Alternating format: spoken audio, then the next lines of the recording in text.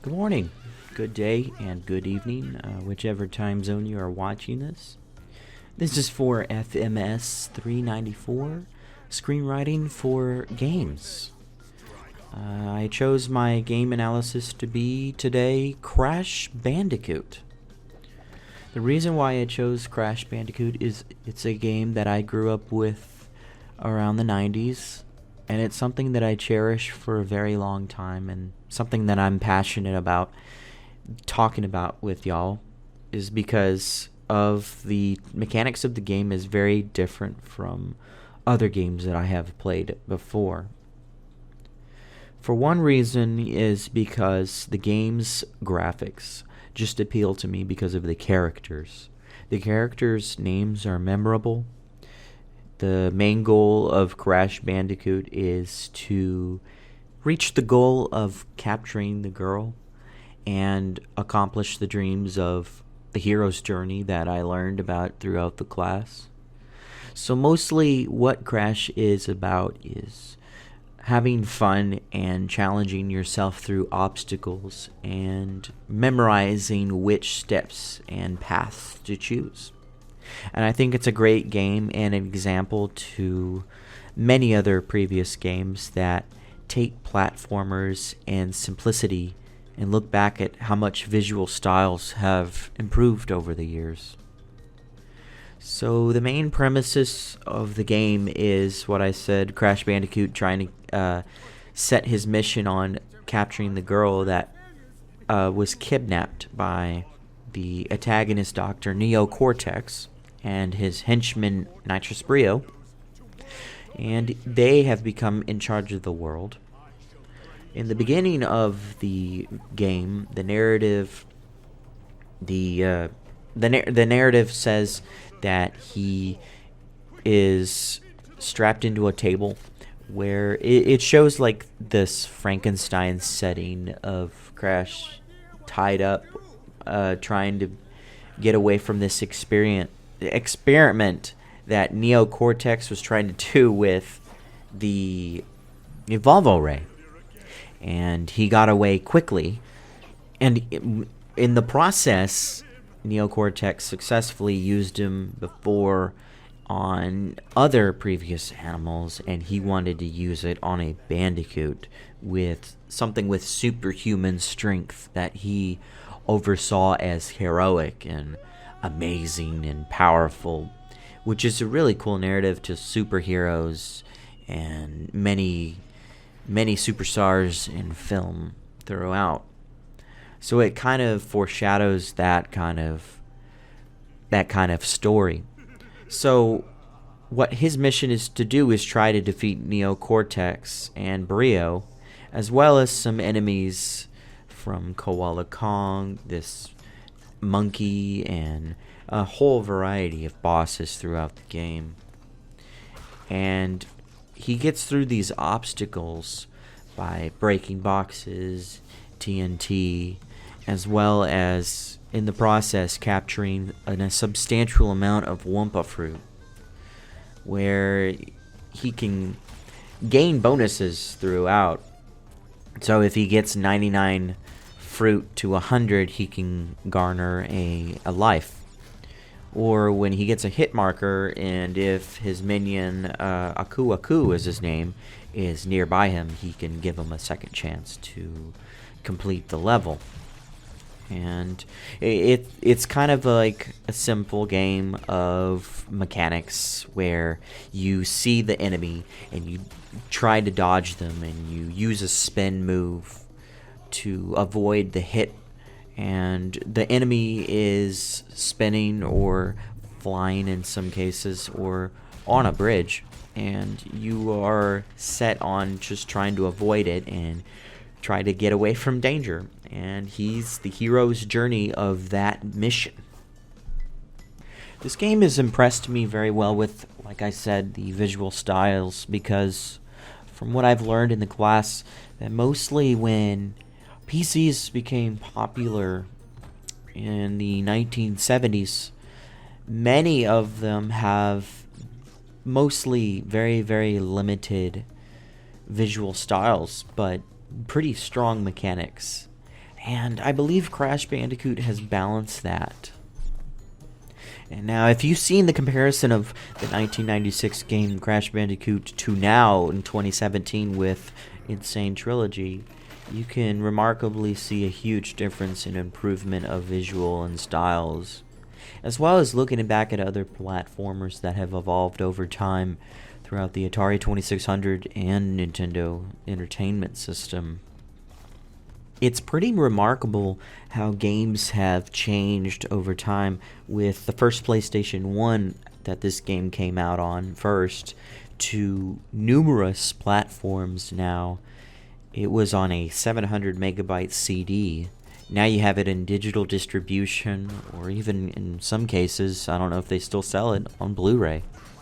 But I also believe that this is what made Crash successful, because of the technology that it came on, and especially that PlayStation was an evolving console and becoming a series that it is today. The very first PlayStation was absolutely nothing. Until 1997, it became its prime state of the gaming industry, and many developers wanted to take on what the technology had to offer.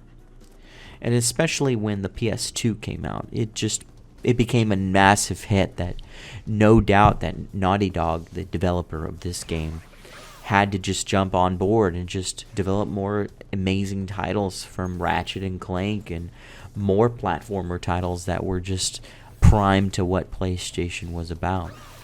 I also believe that what made it become more successful was also the fan base, because it developed over the years with many numerous series and releases throughout GameCube, and it went to third-party developers that over time it didn't become popular anymore. After the PlayStation 1 was released in PS2, it wanted to expand on other options. But once it became nostalgia, I believe that after Insane Trilogy came out, it just became something that was just so memorable to us, especially me. Which is understandably why I see that Crash Bandicoot became one of the greatest video games of all time towards the game industry, comparable to what Nintendo has done with Super Mario. And remarkable comparisons to computer hardware, it improved over the years by the mid-1990s. And like I said, with PlayStation, it was this ultimate gaming platform to these kinds of games, from first-person shooters to MMOs. But for younger audiences, this was different to see that there was a dynamic and diverse environment with Crash Bandicoot. So this game provides many of the game genres that shifted throughout the 90s. And going back, most of the time you think and you repeat what you have done, and you just try and try again. And this is what this game is about, is just keep on trying. And these are the definitions of what interactivity is, really. I mean, it's used over and over and over. And that's what I learned over the chapters. And sometimes we think, traditionally speaking, you are simulating what kind of realistic decisions you are making. But you make it on that as a legend. But, you provide an example, like a sports icon or Kobe Bryant, or, it's become this augmented reality that we live in now. And there's a variety of games that provide this different kind of genre now, like FIFA and Madden, and evolved a series of video games now. This is what Rogers was mentioning. Scott Rogers, the author of Level Up, The Guide to Great Video Game Design. I absolutely enjoy reading this. If you haven't, check it out. He mentions that seeing many of the video game plots provide more of the hero's journey, which, I do see that with Crash Bandicoot. And he's stuck on top castle with Neocortex, and Brio is like holding him hostage, and you're trying to get through the boss levels, and you eventually get to Neocortex, and you try to defeat him as much as possible, and all the resources that you garnered, and your bonuses, and all the collected Wumpa fruits and lives. It provides that hero's journey. It's outlining what the normal plot of what the hero is, and making it to something that you can freely decide on, And that's what I direct Crash Bandicoot as. He's on the path of like what his obstacles are and like what everyday life is. And I like that love of providing a level of choice. And I also pay attention to those obstacles, and I believe it's important for the game because it falls under the category of that platformer genre, as well as like, other I guess you can call it simplicity and simplistic games, like the games that I mentioned before. I also mentioned that it's kind of comparable to repetition and routine. I like to call it routine because you keep trying again on a level and you just don't know if you can get it. But you just keep on trying because you don't want to give up and your adrenaline is rising. And it's kind of like a Rubik's Cube. So like you remember each side and each color, but you know that you can solve it by memorizing the positions of going left or going right. And this is what this game does, is you can remember how to defeat the bosses and how it provides that challenge, or how the bosses can differ sometimes in different order, and you can have the bosses be very challenging because you don't remember that order, or you want to try again but you know it's hard, and maybe you can get frustrated or happy about it, or there's different levels of playing. And I don't know if that's called a routine, but that's how I see it, as called a routine, and it's kind of a challenge. Sometimes it can be predictable in some ways. But shifting towards the narrative, I believe that the narrative is clear in some ways. The narrative correlates with the mechanics as you are going through the story, and you see the different levels and the levels that change. You see the story build up towards that castle, and you know that going through the water or going through the snow level or going through the power plant, that you know that you're reaching your goal and it's getting more exciting and building up. And that's what keeps you coming back to play and defeat that level real quick. In that case, that's what the purpose of mechanics is. It's important for that experience. And because of that experience, it's one of the main reasons why I enjoyed it. And it wasn't too hard, and it wasn't too easy.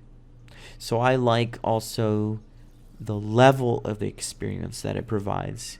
That there are some obstacles. I'm not saying that it's completely easy or hard, but there are some moments where the game in the middle of the road, it's like really hard and you can't really pass that level. And that's also why I love Crash Bandicoot, is because of that. And finally, I believe that many of the characters are so memorable. You play many games throughout, before, maybe even after Crash Bandicoot, and you think, man, there's some characters that I just don't remember their names, or you just don't like, or just don't get like associated with, or can relate to. I think that's what this game can do, is relate, and it takes a chance on making that memorable. And I like that model of video game narrative where you take the stories from previous games, you compare that to how the narrative frames, and then you set that on a specific game, if this makes any sense, and you put that notion of interactivity, and then you realize, wow, that's how it relates to real life. And it's what this game does, is that it provides that moment, an amazing creative spectrum, I guess. And that's what Crash Bandicoot does really well. And overall, Crash Bandicoot is something I love to tell a story about to anybody. And overall, I think the game provides a substantial amount of specific game features, narrative, visual style, and amazing moments in history that will immerse the player experience even more. And I absolutely love this game, and I just hope it's enjoyable, that you watch this and you can relate to this experience that I've had with not just this game, but other games that I have. And I hope you enjoyed this. Thank you for watching.